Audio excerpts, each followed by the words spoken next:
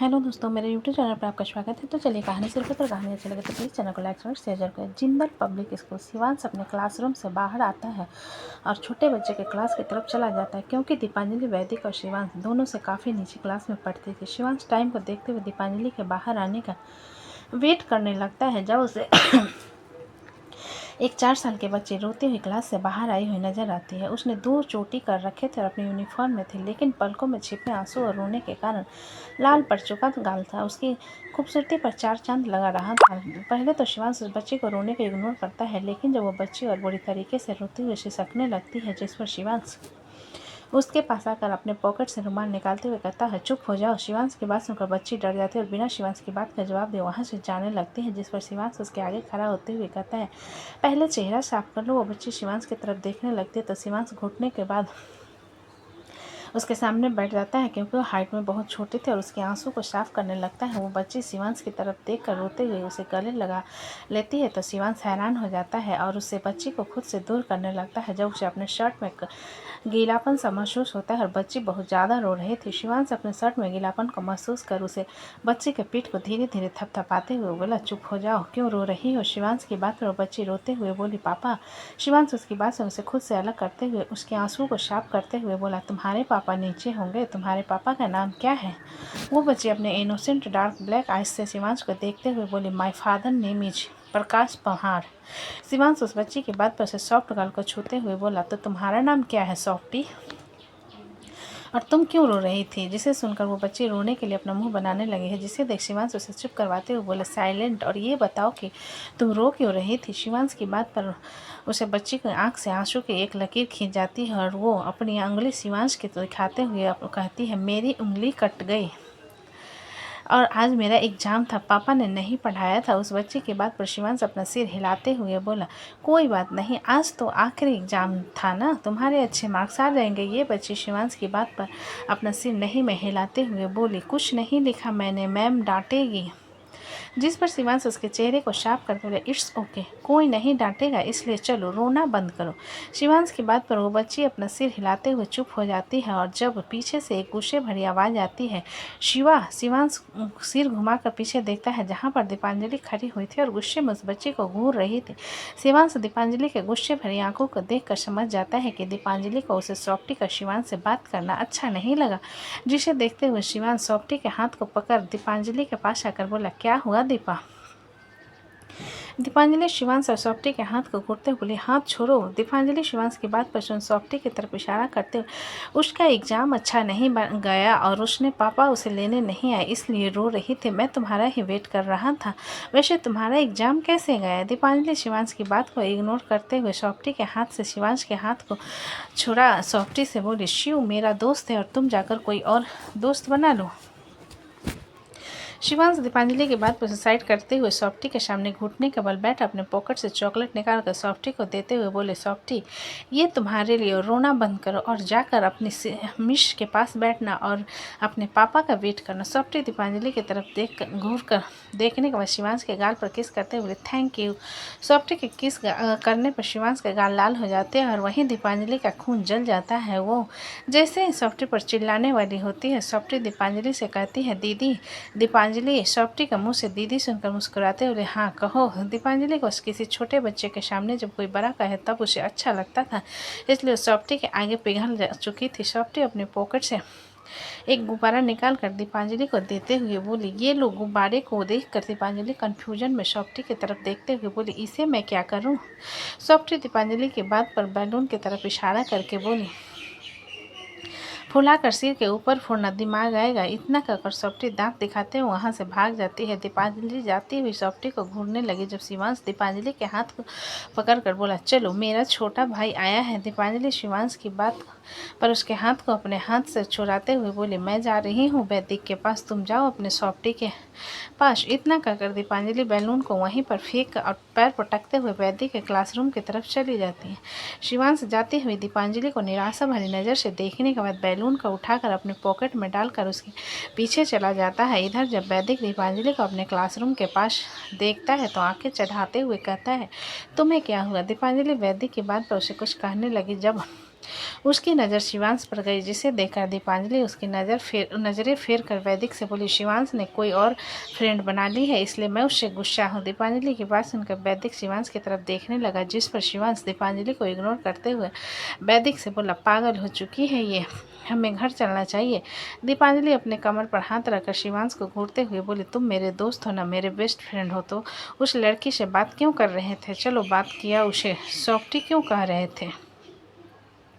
वैदिक दीपांजलि की बात सुन चमकती आंखों से शिवांश की तरफ देखते हुए बोला, क्यूट है क्या? शिवांश वैदिक की चमकती आंखों को दीपांजलि के गुस्से भरी आंखों को इग्नोर करते हुए अपना बैग उठाकर बोला, मैं जा रहा हूँ घर, मुझे अपने भाई से मिलना है। इतना कहकर शिवांश अपने कदम कैंपस की तरफ बढ़ा देता है, जिसे देखकर वैदिक दीपांजलि की तरफ देखते हुए उसके हाथ को पकड़ कर कहता है, दीपांजलि बैग निकालकर वैदिक की तरफ फेंकते हुए बोली, पकड़ो। वैदिक दीपांजलि के बैग को एक हाथ में पकड़े, उसके दूसरे हाथ में दीपांजलि के हाथ को पकड़े हुए बोला, हुआ क्या है? तुम इतना गुस्सा क्यों हो रही हो? दीपांजलि वैदिक की बात का बिना कोई जवाब दिए पैर पटकते उसके साथ चलने लगी। शिवांश के गोद में उसका लिटिल ब्रो था, जो कि सो रहा था। अव्यक्त और समृद्धि उसके अगल बगल बैठे हुए थे। शिवांश अव्यक्त को एक नज़र देख वहाँ पर बिस्तर से टेक लगाकर बैठे महक की तरफ देखते हुए बोला, मम्मी हमारे लिटिल ब्रो का नाम क्या होगा? समृद्धि शिवांश की बात सुनकर उसके शर्ट को पकड़कर खींचते हुए बोला, ब्रो लड्डू। समृद्धि के बाद पर शिवांश उसकी तरफ देख मुस्कुराते हुए बोला, अच्छा तुम इसे लड्डू कहती हो? समृद्धि शिवांश की बात पर अपना सिर हिला देती है और अभ्यक्त समृद्धि को एक नज़र घूरने के बाद शिवांश से कहता है, नो लील ब्रो। समृद्धि अभ्यक्त की बात सुनकर उसकी तरफ देखते हुए लड्डू। शिवांश उन दोनों के झगड़े के बीच में आते हुए रुको। शिवांश के बीच में आने पर दोनों उसकी तरफ देखने लगे, जिस पर शिवांश लिटिल बेबी की तरफ इशारा करते हुए उन दोनों से बोला, तुम दोनों जो चाहो कह सकते हो, झगड़ा नहीं होना। शिवांश की बात सुन समृद्धि लिटिल बेबी के पैर को छूते हुए बोली, लड्डू। गर्मी का टाइम होने के कारण महक बच्चे के हाथ पैर में मोजे नहीं पहनाए थे और समृद्धि के कोमल हाथों से स्पर्श के कारण बच्चा नींद में अपने पैर को पीछे खींचने लगता है। जब वहाँ पर राजीव और रिद्धिमा रिदम को लिए आ गए थे। रिदम को देखते ही अव्यक्त बिस्तर से एकदम से उतरकर उसके पास आकर गले लगाते हुए बोला, रिदम। समृद्धि उन दोनों के एक नज़र देखने के बाद फिर से लिटिल बेबी की तरफ देखते हुए उसके पैर को पकड़ने लगे। वहीं रिदम अव्यक्त से दूर होकर उसके भाई की तरफ जाते हुए बोला, अभी लील ब्रो। अव्यक्त रिदम की बात पर उसके साथ साथ चलते हुए बोला, हम लील ब्रो। ये कहते हुए लोग छोटे बच्चे की तरह आ जाते हैं। वहीं राजीव अपने हाथ आगे बढ़ाते हुए शिवांश से बोला, शिव मुझे बच्चे को दो। समृद्धि शिवांश और अव्यक्त राजीव की तरफ घूर कर देखने लगे, जिसे देख राजीव थोड़ा सा घबरा कर बोला, मुझे भी गोदी में लेना था। जिसे सुनकर शिवांश राजीव की गोदी में लिटिल बेबी को देते हुए बोला, आराम से पकड़िए, गिरना नहीं चाहिए। शिवांश की बात पर राजीव रोने जैसा चेहरा बनाकर रिद्धम की तरफ इशारा करते हुए बोला, बेटा मैं ऑलरेडी एक बच्चे का बाप हूँ, मुझे पता है कि बच्चे कैसे पकड़ने होते। ये सुनकर शिवांश अपना सिर हिलाते हुए महक के पास आकर बोला, मॉम मैंने डैड से बात की थी, मैं स्केटिंग क्लब ज्वाइन कर रहा हूँ। महक शिवांश की बात पर अपना सिर हिलाते हुए बोली, अकेले जा रहे हो? शिवांश महक के बात पर अपना सिर नहीं में हिलाते हुए, वैदिक भी जाएगा मेरे साथ, मैंने उसके एडमिशन की बात भी की है। रिद्धिमा शिवांश की बात सुनकर बोली, लेकिन शिव अभी तो गर्मी आ गई है ना। रिद्धिमा की बात पर शिवांश उसकी तरफ देख मुस्कुराते हुए बोला, यस आंटी, इसलिए मैं आइस स्केटिंग सीखने जा रहा हूँ, क्योंकि वहाँ पर ठंडक रहोगे। राजीव शिवांश की बात पर मुस्कुराते हुए बोला, हम जब छोटे थे ना तब हम स्विमिंग पूल से निकलते ही नहीं थे। राजीव की बात पर शिवांश अपना सिर नहीं में हिलाते हुए बोला, मुझे पानी से डर लगता है, इसलिए मैं बस स्केटिंग सीखूंगा। मृत्युंजय वहाँ पर आते हुए बोला, क्या बातें चल रही हैं? जिसके जवाब में महक शिवांश की तरफ इशारा करते हुए बोली, शिव बता रहा है कि वह स्केटिंग सीखने जाने वाला है। मृत्युंजय महक के बाद अपना सिर हिलाते हुए, हाँ मुझे पता है, और मैंने अभी और समृद्धि के लिए एक प्ले स्कूल देखा है। दोनों हर वक्त झगड़ते रहते हैं और बोलना तो सीख ही गए हैं। जिसे सुनकर राजीव मृत्युंजय से बोला, मैं रिद्धम को भी ज्वाइन करवा दूंगा। रिद्धम राजीव की बात सुनकर अव्यक्त के हाथ को पकड़ते हुए बोला, स्कूल जाएंगे? अव्यक्त रिद्धम के चमकती हुई आंखों से देखकर अपना सिर नहीं में हिला मृत्युंजय से बोला, नहीं जाएंगे। मृत्युंजय अव्यक्त के बात पर उसके सामने आकर बोला, एक शर्त पर नहीं भेजूंगा, घर में रह कर पढ़ो। अव्यक्त मृत्युंजय की बात सुनकर अपना सिर जल्दी जल्दी हिला देता है और समृद्धि दबे पांव वहाँ से जाने लगती है। जिसे देखकर मृत्युंजय कहता है, समृद्धि मृत्युंजय की बात पर छोटा सा मुँह बनाते हुए बोली, डैडा हम नहीं जाएंगे।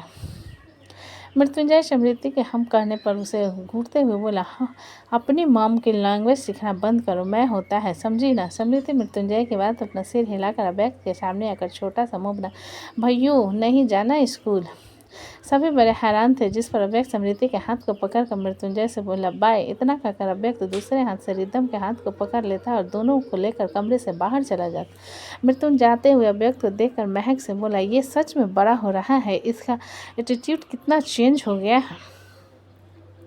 महक मृत्युंजय की बात सुनकर बोली, बड़ा नहीं हुआ है, अभी भी छोटा है, बस अपने छोटे भाई बहनों को प्रोटेक्ट कर रहा है। ये सुनकर मृत्युंजय हैरान होते हुए बोला, मैं क्या कोई दाना हूँ जो मुझसे अपने छोटे भाई बहन को प्रोटेक्ट कर रहा है। शिवांश बड़े को बातों को देखते हुए चुपचाप वहाँ से चला जाता है। वही महक मृत्युंजय की बात पर बोली, आपसे किसने कहा कि दाना हूँ। मृत्युंजय महक की बात पर बिना और कुछ कहे राजीव की तरफ देखते हुए बोला, तुझे क्या हुआ, तू मेरे बेटे को इतना घूर क्यों रहा है। राजीव जो कि लगातार लिटिल बेबी को देखे जा रहा था, मृत्युंजय के सवाल पर बोला, मैं सोच रहा था कि अभी थोड़ा थोड़ा तुम दोनों की तरह है, और ये किसकी तरह होगा।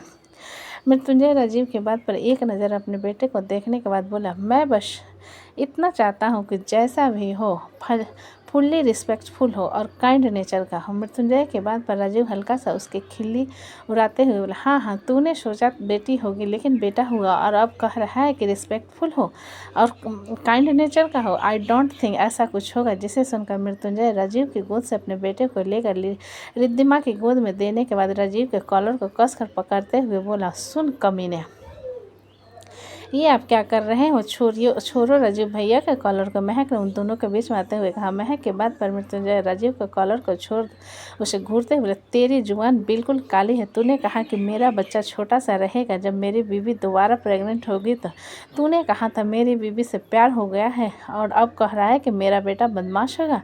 मैं तेरी जुबान काट दूंगा। राजीव मृत्युंजय की बात पर अपना सिर हिलाते हुए बोला, मैं कोशिश करूंगा कि तेरा बेटा बहुत अच्छा हो। उन लोगों के बात करने की आवाज़ के कारण लिटिल बेबी उठ जाता है और जोर जोर से रोने लगता है। रिद्धिमा उसके रोने पर उसे झुलाते हुए अपने सीने से लगा कर बोली, चुप हो जाओ बेबी। इतना कहकर रिद्धिमा उसके पीठ को थपथपाने लगती है, लेकिन फिर भी वो बेबी बहुत ज़ोर ज़ोर से रो रहा था। जिस पर मृत्युंजय रिद्धिमा के पास आ जाकर उसके गोद से बच्चे को लेकर अपने सीने से लगाकर उसके पीठ को थपथपाने लगता है, तो बच्चा मृत्युंजय के शर्ट को कसकर पकड़कर सिसकते हुए चुप हो जाता है।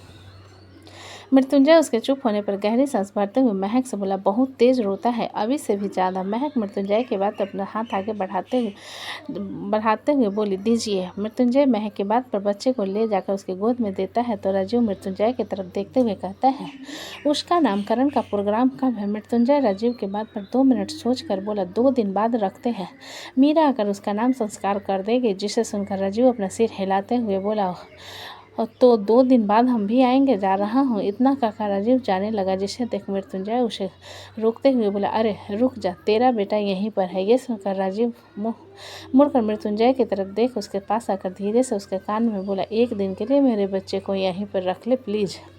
राजीव के बाद तो मृत्युंजय हैरानी से उसकी तरफ देखते हुए बोला, तेरा दिमाग खराब है, मैं उसे यहाँ कैसे रख सकता हूँ। रिद्धिमा उन दोनों को बात करता हुआ देखकर राजीव से बोली, मैं रिद्धम को लेने जा रही हूँ, आपको जो बात करनी है वो करते रहो। इतना कहकर रिद्धिमा वहाँ से चले जाती। राजीव जाते हुए रिद्धिमा को देखने के बाद मृत्युंजय से बोला, मत रख, मेरी बीवी सच में बड़ी अनरोमांटिक है। मृत्युंजय राजीव की बात पर उसके कंधे पर हाथ रखते हुए, हम दोनों एक जैसे आदमी हैं, रोमांटिक पर्सन। मेरी बीवी भी अनरोमांटिक है, मेरे कारण मेरे 2 बच्चे आए हैं, लेकिन 1 मिनट, तो दोबारा बेबी प्लानिंग करने वाला है क्या। मृत्युंजय के सवाल पर राजीव अपना सिर नहीं में हिलाकर बोला, मेरे लिए मेरा रिद्धम काफ़ी, और मैं अपने बच्चे को प्रॉपर्टी में बंटवारा नहीं करना चाहता। राजीव की बात तो मृत्युंजय अपने दोनों हाथ जोड़कर बोला, धन्य हो प्रभु, इतना ज्ञान आपने हमें क्यों नहीं दिया, क्योंकि तू सिर्फ बिजनेस में मुझे एडवाइस मांगता है, फैमिली प्लानिंग में नहीं, इसलिए एक बार कर लिया, दोबारा मत करियो, बहुत घाटा है। राजीव ने जवाब दिया। जिसे सुनकर मृत्युंजय उसे घूरते हुए बोला, मेरे 2 बच्चे आ चुके हैं और मुझे कुछ नहीं चाहिए। राजीव मृत्युंजय के बाद अपना सिर हिला महक की तरफ देखते हुए बोला, दोबारा तुम्हारा पति तुमसे क्लोजी होने की कोशिश करे ना तो छड़ी से मारना उसे। महक राजीव के बाद पर अपना सिर हिला देती है और राजीव मुस्कुराते हुए वहाँ से चला जाता है। राजीव के जाने के बाद मृत्युंजय महक की तरफ देखते हुए बोला, उसकी बात पर क्यों अपना सिर हिला रही थी। तुम क्या सच में मुझे छरी से मारोगे? महक मृत्युंजय के बाद अपना सिर नहीं में हिलाते हुए बोली, मैं क्यों आपको छरी से मारने लगी? तो जब राजीव ने कहा तो तुमने अपना सिर क्यों हिलाया? मृत्युंजय ने पूछा, जिसके जवाब में महक अपने कंधे चढ़ाते हुए बोली, मैंने बस कह दिया, मैं मर तो नहीं रही ना। महक के बाद मृत्युंजय उसे एक नज़र घूरने के बाद अपना फ़ोन निकालते हुए बोला, मैं कशिश को कॉल करके कह देता हूँ मीरा के साथ आने के लिए। जिसे सुनकर महक मृत्युंजय से बोली, और नित्या करण को भी बुला लीजिएगा। मृत्युंजय महक के बाद अपना सिर हिला कशिश को कॉल करता है। दूसरी तरफ से कुछ रिंग के बाद कशिश कॉल अटेंड करते हुए बोला, बोलो। कशिश की बात पर मृत्युंजय बोला, 2 दिन बाद मेरे छोटे बेटे का नामकरण है। तुम्हारा पूरा परिवार आमंत्रित है। मीरा को ले आना। कशिश जो गाड़ी में था और वो लोग मित्तल हाउस जा रहे थे। मृत्युंजय की बात पर बोले, मैं ड्राइविंग कर रहा हूँ, मीरा से बात कर लो। इतना कहकर कशिश मीरा को फ़ोन देते हुए बोला, मृत्युंजय का कॉल है। मीरा कशिश के हाथ से फ़ोन लेकर बोली, हेलो भैया। मृत्युंजय मीरा की आवाज़ सुनकर बोला, 2 दिन बाद में तुम्हारे छोटे भतीजे का नामकरण है जो तुम्हें करना है। तुम अपने पूरे परिवार के साथ आमंत्रित हो। मृत्युंजय के बात पर मीरा कुछ पल चुप रहकर बोली, मैं क्यों भाई? ये ध्रुवी कर देगी। कल मैं नोएडा के लिए निकल रही हूँ। मेरा एक चैरिटी फंक्शन है, इसलिए मैं नामकरण में शामिल नहीं हो पाऊँगी। मीरा की बात पर मृत्युंजय कुछ पल चुप रहकर बोला, कशिश तो आएगा ना। मीरा मृत्युंजय की बात पर एक नज़र कशिश का तरफ देखने के बाद बोली, मित्तल हाउस में कोई नहीं आएगा। मीरा की बात पर कशिश उसकी तिरछी नज़र से देखने के बाद उसके हाथ से फ़ोन लेकर मृत्युंजय से बोला, मैं आऊँगा। मृत्युंजय कशिश की बात पर ओके कहकर कॉल कट कर देता है और महक की तरफ देखता है जो कि बच्चे को दूध पिला रही थी। मृत्युंजय की नज़र को खुद पर महसूस कर महक आंखें चढ़ाते हुए बोली, क्या कहा मीरा ने? मृत्युंजय महक के बात को टालते हुए बोला, अब वो भी कुछ चैरिटी संगठन के साथ जुड़ी हुई है और अपना खुद का ज्वेलरी बिजनेस शुरू कर लिया है, इसलिए बिजी हो गई है। उसने कहा कि वो एक चैरिटी फंक्शन में जा रही है, इसलिए नहीं आ पाएगी। महक मृत्युंजय की बात पर कुछ पल चुप रहकर उसकी तरफ देखते हुए बोली, क्या वो मेरे कारण ये सब कर रही है? क्योंकि मैंने उसे काफ़ी कुछ कह दिया था, मगर ऐसी बात है तो मैं माफ़ी मांग लूँगी। मृत्युंजय महक की बात पर उसकी तरफ देखते हुए बोला, तो कल नोएडा के लिए निकल रही है, इसलिए नहीं आ पा रही है। तुम ज़्यादा सोचना बंद करो। महक मृत्युंजय के बाद सुन बच्चे की तरफ इशारा करते हुए बोली, तो इसका नामकरण कौन करेगा? मृत्युंजय महक के बात पर एक नज़र बच्चों की तरफ देखने के बाद बोला, रिद्धिमा है, ध्रुवी है, ज्योति दीदी है, कोई भी कर देंगे। बहनों की कमी नहीं है मेरे पास, इसलिए तुम चिल करो। जिसे सुनकर महक मृत्युंजय के देखते हुए, लेकिन मेरा आपकी सगी बहन है। मृत्युंजय महक के बाद उसे घूरते हुए बोला, महक, हमने अपनी तरफ से उसे इनवाइट किया, अब वो उसकी मर्जी है कि वो आना चाहती है या नहीं। तुम्हें ज़्यादा इस बारे में सोचने की ज़रूरत नहीं है, और ऐसा नहीं है कि मैं उसकी गैर मौजूदगी में हमारे घर में कोई फंक्शन नहीं हो सकती। मृत्युंजय की घूरती हुई नज़र और उसकी तेज़ आवाज़ पर महक आगे और कुछ नहीं कहती तो मृत्युंजय उसे घूरते हुए कमरे से बाहर चला जाता है। तो दोस्तों, कहानी कैसी लगी मुझे कमेंट में लिखें। अच्छी लगी तो प्लीज़ चैनल को लाइक करें, सब्सक्राइब करें और ज़्यादा से ज़्यादा शेयर करें। कहानी को पूरा सुनने के लिए धन्यवाद।